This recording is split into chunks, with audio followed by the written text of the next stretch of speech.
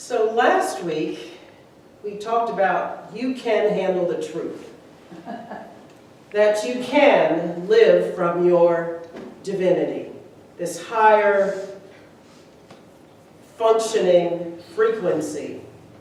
And we watched that video of this horse running this race and blowing out all the records that had ever been set in such a way that no one has ever even reached or gotten close to that record since then. That was 40 plus years ago.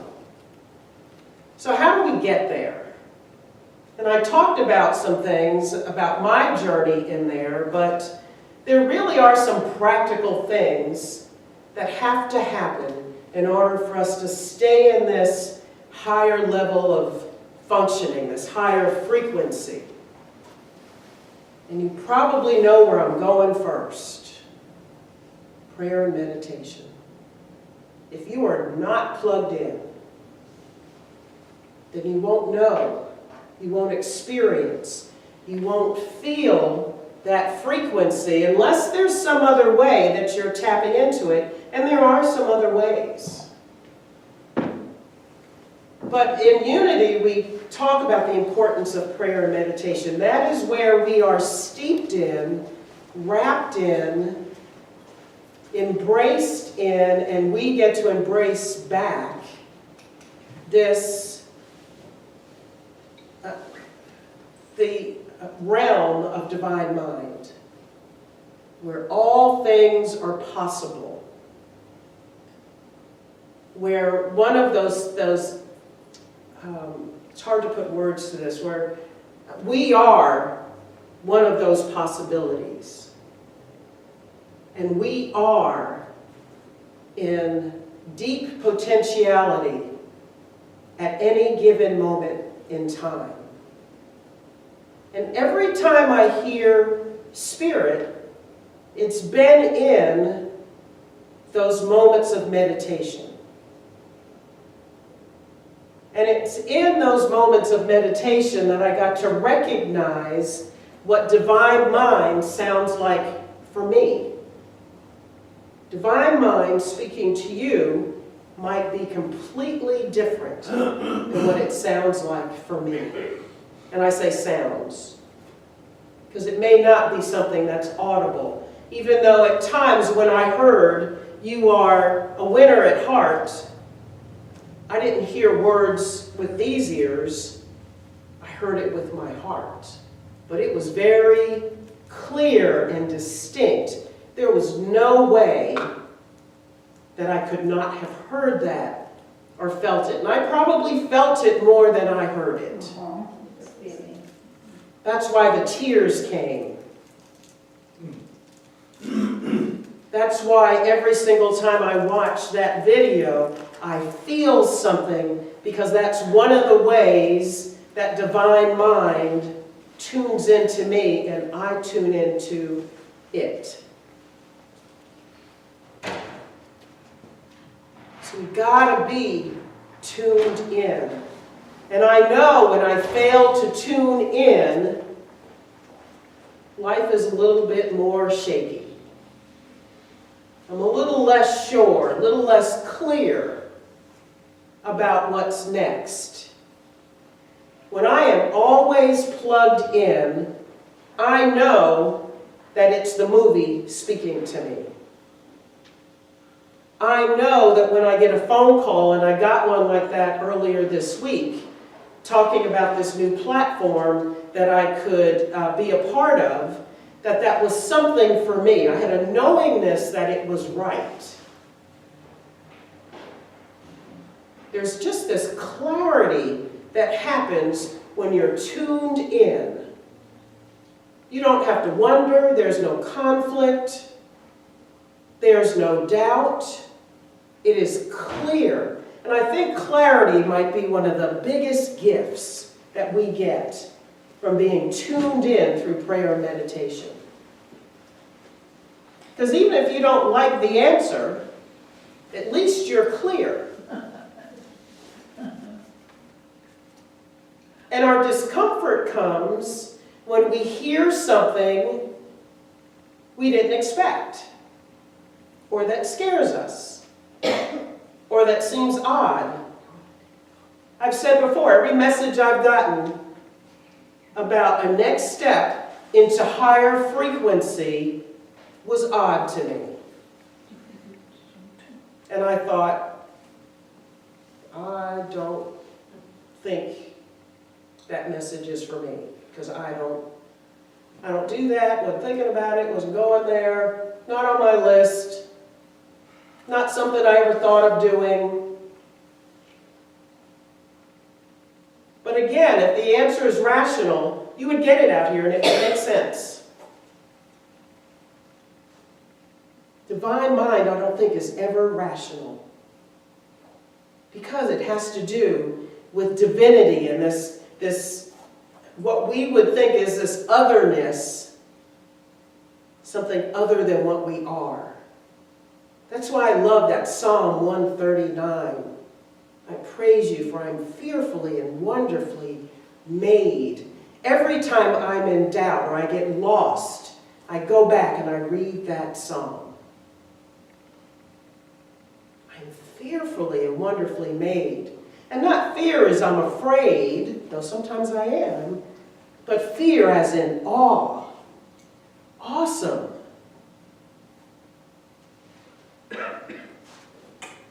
I am fearfully and wonderfully made.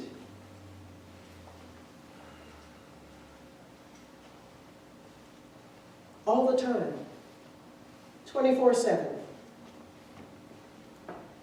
So tune in. I know, it gets redundant. Oh yeah, prayer, meditation. Oh my gosh, is she talking about that again? Yes. That's really all there is. When in doubt, prayer, meditation.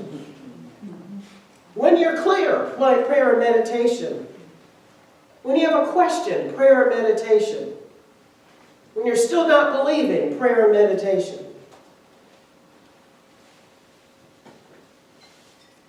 So you got to be tuned in. And then, number 2, trust the message. Because it is going to sound crazy, probably. That maybe all of a sudden you've lost your job and you don't know what's next, and you have all this fear about how am I going to pay the bills, how am I going to do this, how am I going to make it work, when am I going to work again? And then all of a sudden something that speaks to your heart and always has, opportunity comes up, and you think, oh my gosh, I've been set free for something I've always wanted. But we don't trust it because it's not rational. The money might be different, it might be less, it might be more, it might be coming from someplace we didn't think it could ever come from. But we're still looking at it and going, I don't think so. Doesn't make sense. That's usually the sheer sign for me that divine mind is conspiring for my good. Again, if it were rational, you'd pick it up yourself. So we have to trust the message, and then, oh my gosh, we have to heed it. When I started prayer and meditation, for years I heard what was next, didn't trust it, and then didn't heed it.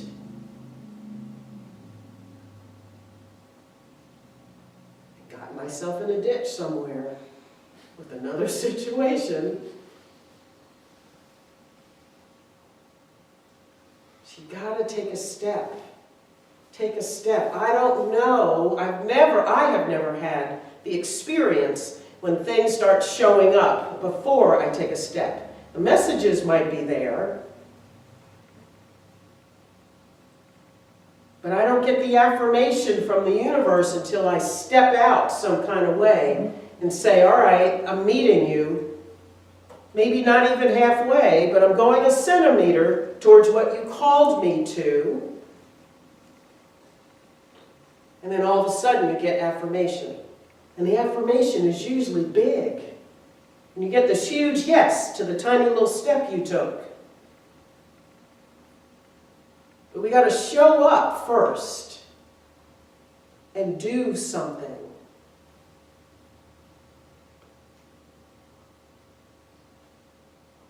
And just like Sue shared last week, it was as simple as showing up here last Sunday. She didn't know why. Didn't make sense. She didn't want to. But she trusted and she came. And she got what she was looking for. Something else that said, you're on the right track. Go, girl, go. Go. I've got something waiting for you. It's another piece of the puzzle.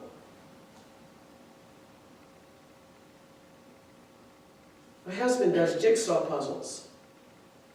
And I watch him spread those pieces out, and they all look like they couldn't possibly fit together. At least it looks like that to me. Because I don't think I have what it takes to do a jigsaw puzzle. I always think you have to have a mallet or something to make those pieces fit in. Well, that's been the story of my life. Rather than moving them around and finding patterns and things like that that seem to fit, I'm always trying to jam something together and say, oh, that looks right. I'm going with that.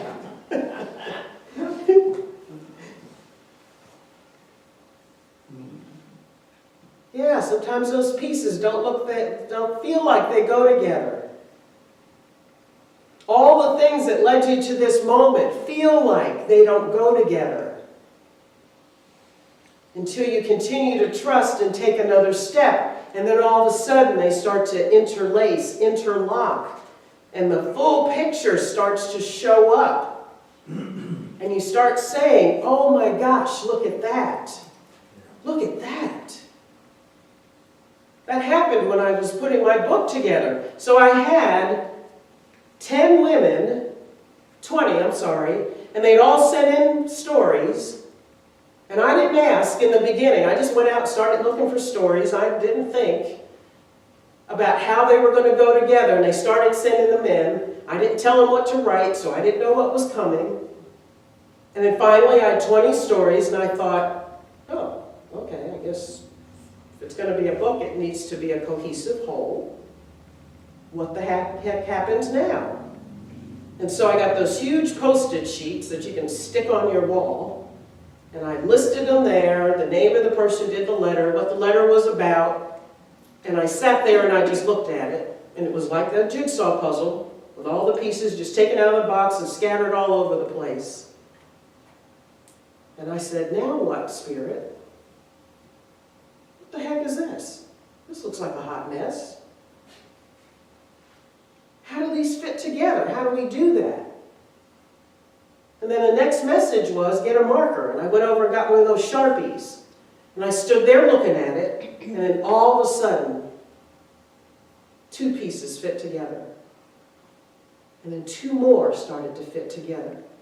And suddenly, I had 10 sets of 2 stories each that went together. And I had goosebumps from head to toe. And I thought, oh my gosh, all these divergent stories that came over a couple of years' time fit together into a cohesive whole. And I didn't make that happen. And it was interesting where these women came from. One of them found me on the internet. I called this writers organization and I said, I'm writing a book and I'd like some people to submit stories. And I never heard back from them. And 2 months later, I got an email from a woman with a story about her father passing away. And it was almost a copy of my experience, of my story that I had written for the book about my father passing away. We had similar experiences. I'd never met her before. She's from Florida. And apparently they had put my little the text I put in that email in their newsletter. I didn't even know they did.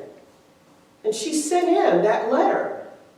And as I'm reading her letter about her father's passing, I'm weeping because I can see myself and my father in her letter. And I called her, and we talked for 4 hours on the phone and had this experience together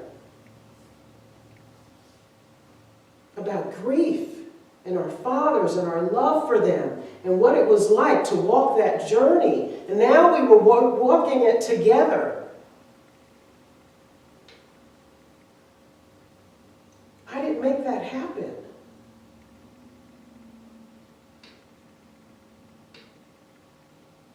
And some may call it a coincidence. I don't think so. That was part of the universe conspiring and meeting me where I met Spirit. When I said, okay, I'm just going to try to find some stories and sent something out there. Something I found on the internet, just Googling and looking around, writers' organizations. And Tammy showed up in my life.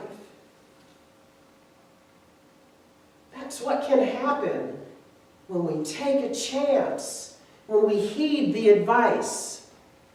And I didn't do anything big. All I did was Google something, sent something out, didn't know what was going to happen, thought it was forgotten. And I had that experience. Even if I had never written a book, I was so grateful for having had that experience with Tammy. It changed our lives. And it helped us go another step in managing our grief around losing our fathers. It was huge for us. So you got to tune in. You got to trust. And then you got to heed the advice. Make a move. And I was with a friend earlier this week. We were kind of talking about some challenges we've had lately. And one of the things she told me was just golden for me in that moment was sometimes you have to let go of something and go higher. I was feeling distressed about something that felt like it was incongruent with where I was going.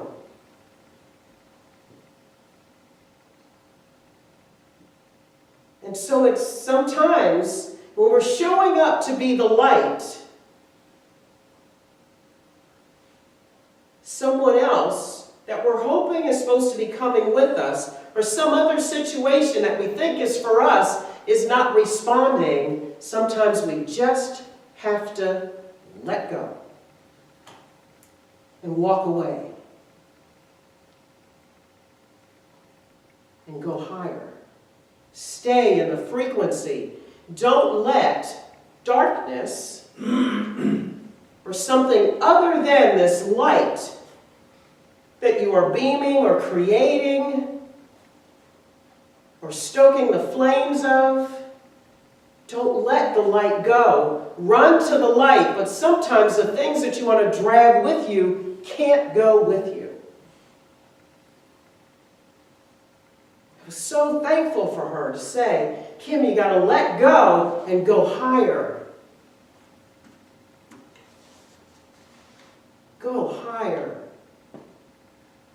So there may be some things that we have to die to, that we have to let go of, whether it's a situation or a relationship or something within ourselves that we have to step out of so that we can go higher.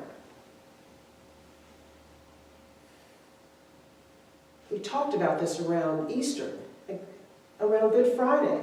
What are you willing to die to so that you can rise?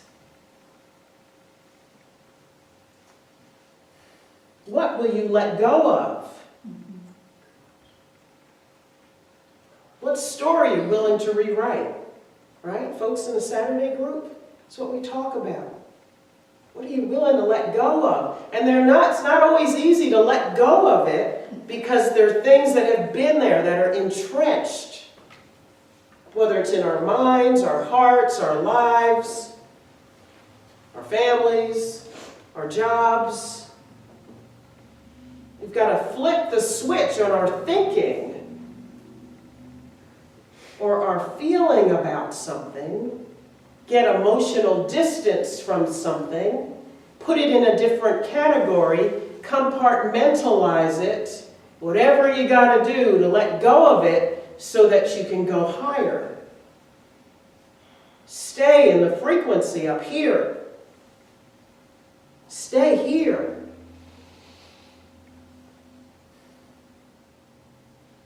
Not let things pull us down.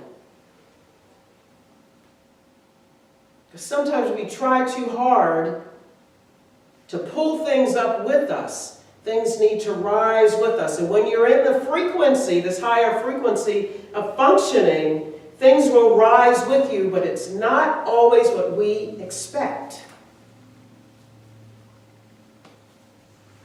It's not always what we expect.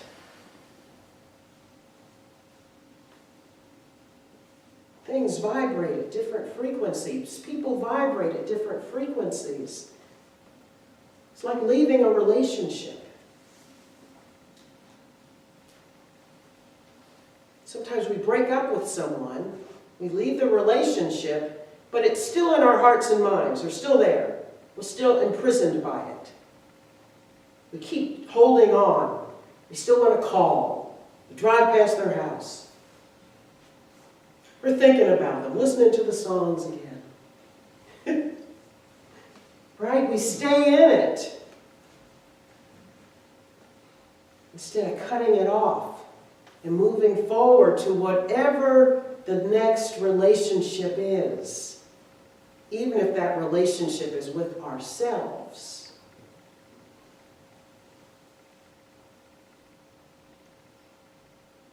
That horse was running. I want to be in that feeling that I feel when that horse is running. I can hear those hoofbeats. Hitting the ground. All out running. Breathing hard, in and out, in and out. That's why I like exercise class. Because you can feel that. And your body's engaged, and your mind is clear, and you're just in the zone. And you're just running for it. And that horse wasn't looking back. Horse is just all out, flat out running. In fact, the jockey didn't look back until they were already so many lengths ahead. Probably wondering where the heck everybody was.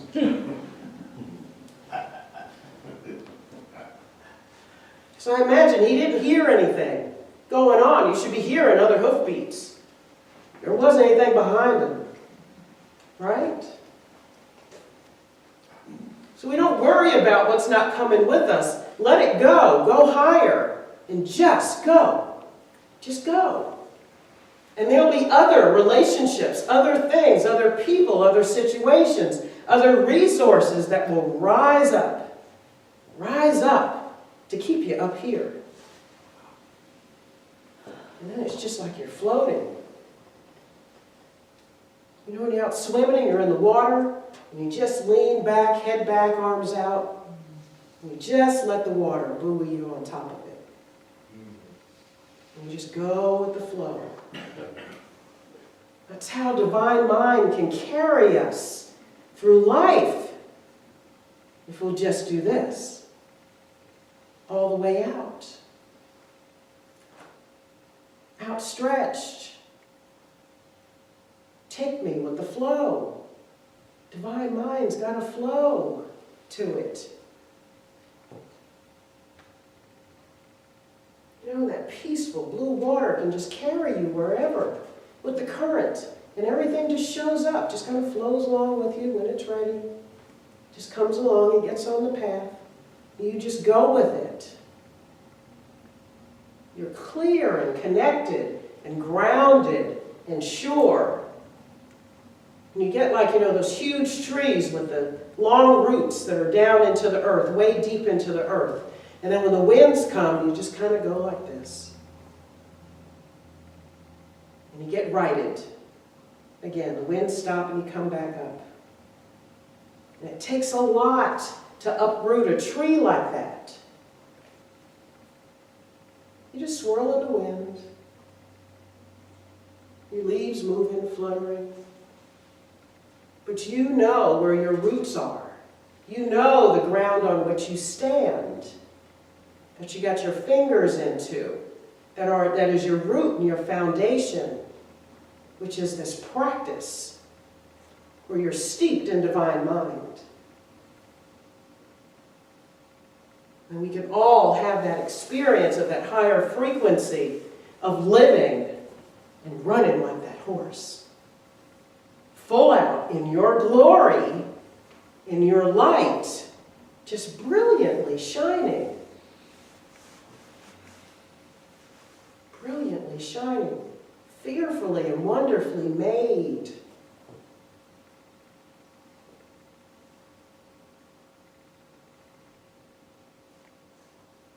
You're not just anything. You're fearfully and wonderfully made. Let go higher. Stay higher.